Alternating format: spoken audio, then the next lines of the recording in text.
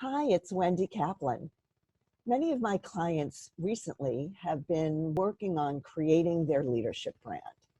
If you haven't heard about a leadership brand before, if you don't know if you have one or even what yours is, this will be a great session to listen to today. A professional leadership brand is how you want to be perceived and seen and known by others inside your organization or externally within your professional network.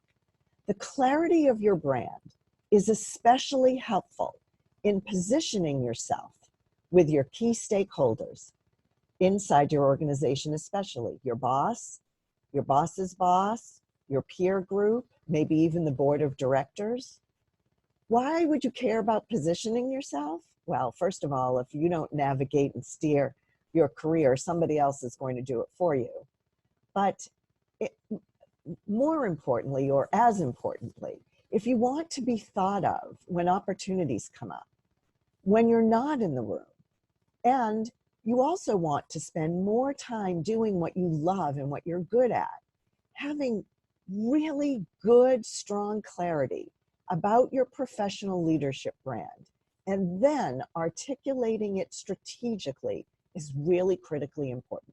So I have 3 ways to help you get started doing that today. You'll need a notebook or something to write with and on. I'm going to give you 2 questions to answer and an exercise to do. Question number 1. What is most important to you about your work?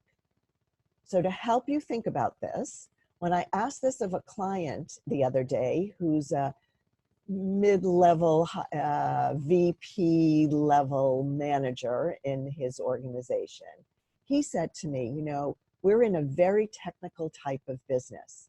And often we have one group that's speaking to another group about really technical issues that sometimes both sides don't understand clearly. And I found that I'm really good at simplifying a technical message so that everybody understands it. And that's really important to me, clarity of communication. So that's one idea to help you think about yours.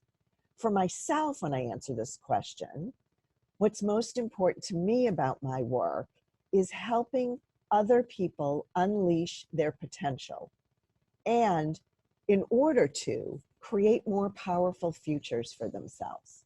So now it's time for you to answer the question, what's most important to you? Question number 2, what's emerging for you next at work professionally that feels important? So to think about that answer, notice what you think about a lot at work. Do you keep circling back to the same specific idea or problem that needs solving? Are you provoked or frustrated about something particular at work? Or do you desire something that you don't yet have but wish you did? What's emerging for me lately is how might I move the needle more on advancing women's leadership? Now, it doesn't mean you need to have the answer right off, but it will give you some clues as to what your strengths are and how you want to be perceived professionally. Okay, so here's the exercise, I promise. It's in 3 parts. Part number 1, step 1.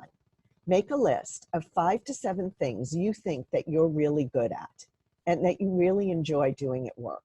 So these would be things you'd consider to be your strengths, your talents, your gifts. Write them down. Step number 2. Now go interview 8 to 10 people in your life, mostly at work. Could be past work, past job, past company, but include your current boss for sure. Include people who respect you, who like you, and who you like and respect in return. And throw in a spouse, a partner, or a child into the mix because it will be fun and you'll get some great answers that you'll be able to have conversations about. Write down what they tell you. You can do this by email or in person. I always prefer in person or over the phone, but if you need to do email, that's at least an option. Now, after you've written them down, step 3, the final step, look for patterns. Do you see themes of qualities or things that resonate for you? These strengths along with the answers to the previous two questions, will help you get started to clarify your brand. Identifying the leader you want to be now and to become in the future is so important to driving your career and to being happy.